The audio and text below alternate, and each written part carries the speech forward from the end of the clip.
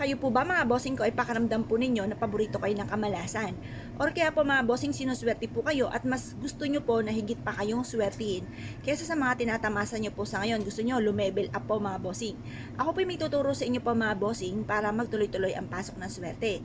Gawin nyo po ito sa pamamagitan ng kalamansi. Ang kalamansi mga bossing ko ay bilog na inihalin tulad sa barya para mabilis gumulong ang magandang kapalaran. At ito po mga bossing ko ay kulay green, green is for money at for kalusugan. Swerte po ito mga bossing. Kumuha kayo ng 3 kalamansi at pagkatapos humarap po kayo sa may silangan. Gawin niyo po ito ng 6:30 or kaya po ay alas 7. At pagkatapos mag-wish ka mula sa inyo pong puso temtim na panalangin. Magkaroon ako ng lahat ng mga bagay na aking pinapangarap. Or kaya po ay magkaroon ako ng negosyo na dito na ako yayaman. Magkaroon ako ng, halimbawa po mga bossing, wala kayong bahay. Magkaroon ako ng sarili kong bahay. Pero syempre, ito po yung mga wishes lamang, kaya lulubos-lubusin nyo na. Ang wishes po ninyo, magkaroon ako ng isang napakalaki at napakagandang bahay. Pero syempre mga bossing ko, lagi nyo po tatandaan. Kung tiripik ang pangarap, ay tiripik din ang pagkayod.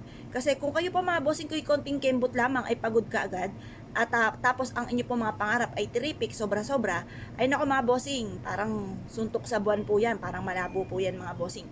Kaya kung kayo po marami po mga pangarap sa buhay, marami rin po ang pagkayod. Ngayon po mga bossing, sasabayan natin ang mga pampaswerte ng pantaboy ng mga kamalasan. Ito po inyo pong gagawin. Pagtapos nyo pong mag-wish, ang gawin nyo mula sa pintuan ng inyo pong main door ay pagulungin nyo ang 3 kalamansi.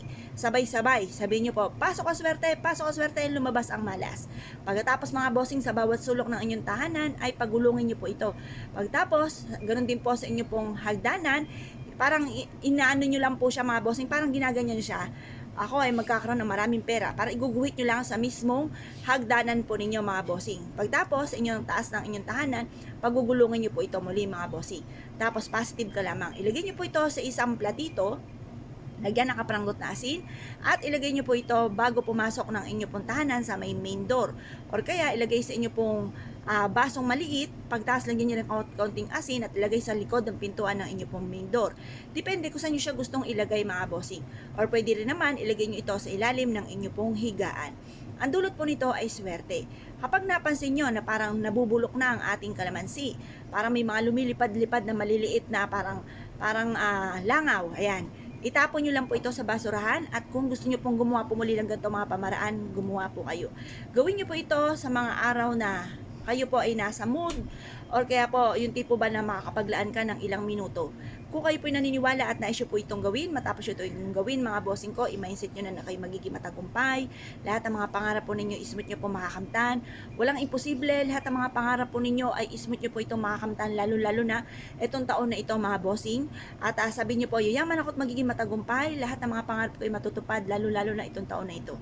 Kaya kung kayo pinaniwala mga bossing, ay subukan nyo na po ito, at i-mindset nyo na simulan na ito ng tagumpay po ninyo at dagdagan lalo ng sipag at tiyaga. Kung kayo pinaniwala mga bossing, good luck po sa inyo po lahat.